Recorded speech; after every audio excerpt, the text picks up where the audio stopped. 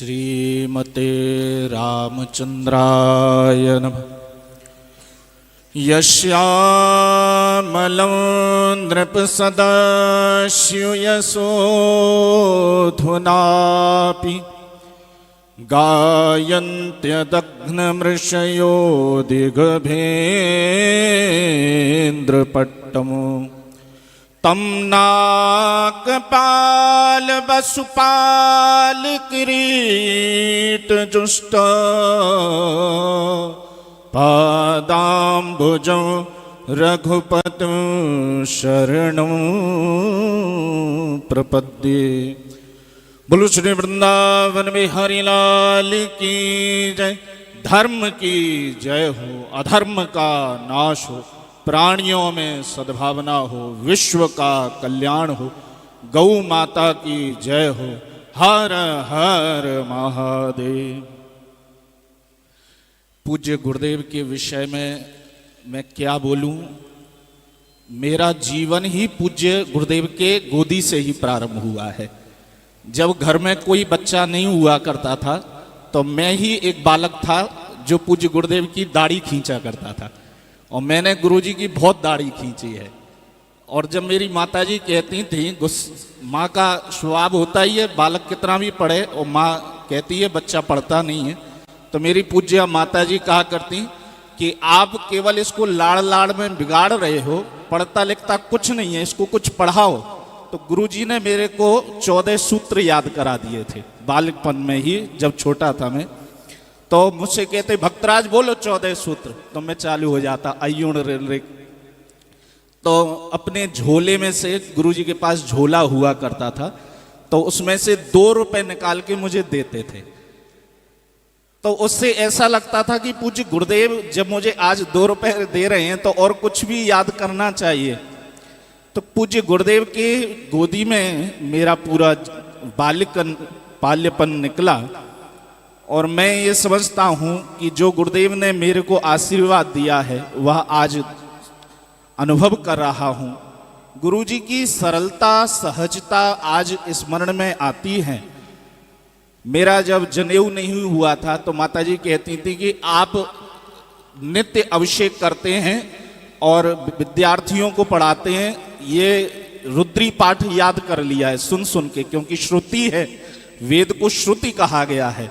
तो इसने वेद याद कर लिया और ये उच्चारण करता है, इसको कहीं अपराध न लग जाए। तो गुरुजी ने मुझको बुला के अपनी गोद में बैठाया, भक्तराज इधर आओ, और अपने झोले में से एक जनेऊ निकाल करके मुझे पहना दिया। लो इसका जनेऊ हो गया, जाओ।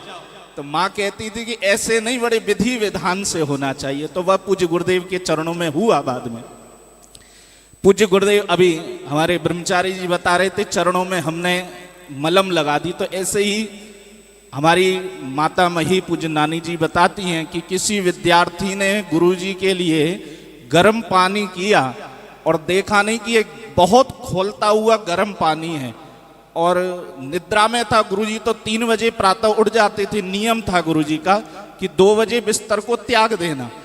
तो गुरुजी वो भी निद्रा में होंगे जो महापुरुष स्नान कराने के लिए सेवा में होंगे।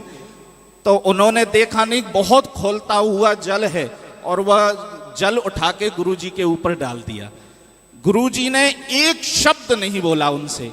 जब बाद में जब जलन होने लगी तो माताजी ने पूछा आकर के, आज कुछ उदास लग रहे हैं, क्या बात है, कोई कष्ट है क्या? तो गुरुजी ने कहा नहीं नहीं नहीं, कुछ कोई दिक्कत नहीं। तो वही विद्यार्थी को याद आया, अरे कहीं मुझसे कोई अपराध तो नहीं बन गया, मैंने सुबह गर्म जल गुरुजी के ऊपर कहीं डाल तो नहीं दिया। तब जाकर के देखा उसने, तो शरीर में फोफले हो रहे थे महाराज, पूरा शरीर लाल पड़ गया था। तो माताजी ने दूध का मक्खन आदि पूज्य गुरुदेव के शरीर में लगाया। गुरुजी ने कभी, मैंने अपने छोटे बालकल में हमें भी याद है, कभी दर्पण नहीं देखा। हम लोग स्वरूप करते हैं तो बड़ा दर्पण देख करके करते हैं, गुरुजी ने कभी दर्पण नहीं देखा। त्रिपुंड सीधे ही ऐसे लगा करके और विद्यालय चल देते थे। ऐसे पूज्य गुरुदेव, अभी हमारे मंच संचालन जी कह रहे थे कि गुरुजी बड़े भक्त होंगे। तो एक बार पूज्य मलुक पीठ वाले महाराज जी बता रहे थे कथा में कि मैं गुरुजी के पास जाता था पढ़ने के लिए। 15 वर्ष मलुकपीठ वाले महाराज जी ने नित्य गुरुजी के चरणों में अध्ययन किया। तो महाराज जी बता रहे थे हमको, एक बार प्रकोष्ठ में हम सेवा में बैठे थे पूज्य महाराज जी की, तो महाराज जी कह रहे हम गुरुजी के पास जब पढ़ने जाते थे तो प्रतिपदा अष्टमी को अवकाश करते थे गुरुजी। तो गुरुजी ने कहा कि ब्रह्मचारी जी आप प्रतिपदा और अष्टमी को क्यों नहीं आते हो पढ़ने, आया करो, हम तुमको अन्य दिवस में हम पढ़ाएंगे, लेकिन प्रतिपदा अष्टमी में हम तुमसे कुछ सुनेंगे, पढ़ाएंगे नहीं। तो पूज्य महाराज जी गए सेवा कुंज में और जाकर के पूज्य गुरुदेव को प्रणाम किया। तो हमारी प्रमाता मही पूज्य परनानी जी को बुलाया गुरुजी ने कि आओ इधर आओ, आज ब्रह्मचारी जी आए। तो परनानी ने कहा आज ब्रह्मचारी जी कैसे पढ़ने आ गए? तो गुरुजी ने कहा आज ये पढ़ने नहीं आए हैं, आज हम इनसे कुछ सुनेंगे। तो गुरुजी ने कहा कि ब्रह्मचारी जी कुछ सुनाइए। तो महाराज जी के मन में आया कि कुछ भक्तमाल का सुनाया जाए। तो रैदास जी की कथा पूज्य महाराज जी ने गुरुजी के चरणों में सुनाई।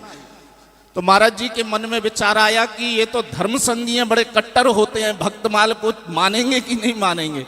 लेकिन जब महाराज जी सुना रहे थे नेत्र बंद करके और आधी कथा पूज्य मलुकपीठ वाले महाराज जी ने सुना दी और बीच में जब नेत्र खोल के देखे तो महाराज जी कह रहे थे कि गुरुजी के नेत्रों से झरझर अश्रु की धारा और पुलकित हो गया शरीर, रोने लगे। माताजी भी रो रही, गुरुजी भी रो रहे।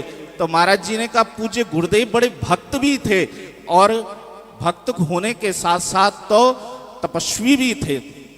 ऐसे पूज्य गुरुदेव के पावन आज अवसर पर बैठ करके हम लोग उनके पावन दिव्य जन्मोत्सव को मना रहे हैं।